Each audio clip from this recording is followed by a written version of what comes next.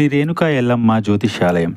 వ్యాపారం, చదువు, ఉద్యోగం, పిల్లలలో జ్ఞాపకశక్తి, రాజకీయం, ప్రేమ, పెళ్లి, సంతానం, భార్యాభర్తల మధ్య కలహాలు, కుటుంబ సమస్యలు, ఆరోగ్య సమస్యలు, ప్రమోషన్, విదేశీ ప్రయాణము, లక్ష్మీ శాంతి, మనశ్శాంతి, భూ వివాదాలు, కోర్టు సమస్యలు, ఆర్థిక ఇబ్బందులు, కళ్యాణ దోషం, భయం, చేతబడి నివారణ, నరదిష్టి, నాగదోషం, చెడు దోషాలకు యంత్రములు ఇవ్వబడును. మరియు ఏ ఇతర సమస్యలకైనా పరిష్కారం చెప్పబడును. స్త్రీ పురుష వశీకరణ చేయబడును. ముఖము చూసి, చెయ్యి చూసి ఏ సమస్యకైనా ఫోన్ ద్వారా జ్యోతిష్యం చెప్పబడును. గురూజీ సంజీవరాజ స్వామి. Phone number 9059468075.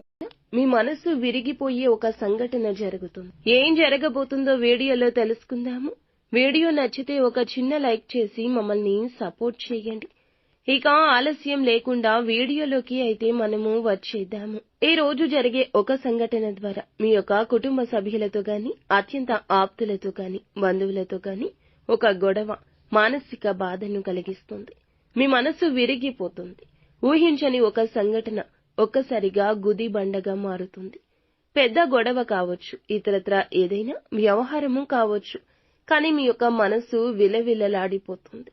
వెక్కి వెక్కి బాధపడతారు. ఈ సంఘటన ఈ రోజున దినఫలాల ప్రకారం ఈ సమస్య వస్తుంది. లేకపోతే ఇంకా ఎవరితో అయినా గొడవ జరగచ్చు.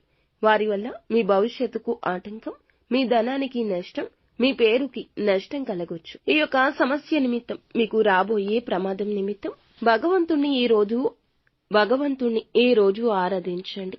శివనామ స్మరణలో వీలైనంత సమయాన్ని గడపండి. శివ పంచాక్షరి మనసులో మననం చేసుకోండి. ఖచ్చితంగా ఆ శివయ్యే ఆ సమస్య మీ యొక్క దరిదాపుల్లోకి రాకుండా కాపాడతాడు. మిగతా అంశాలు చూస్తే మిశ్రమంగా ఉన్నాయి.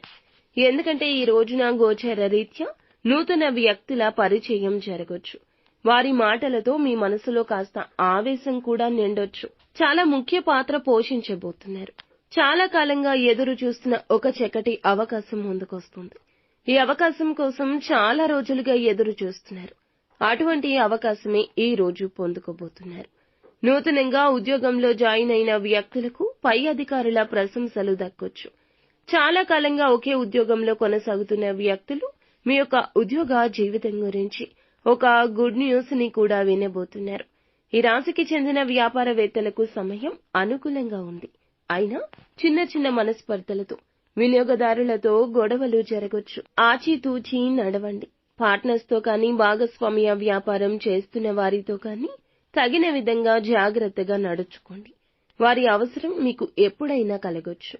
మాట విషయంలో జాగ్రత్త. ప్రతికూలత అనుకూలంగా మార్చుకోవడానికి నిత్యము శివారాధన తప్పనిసరిగా చేసుకోండి. అంతా మంచి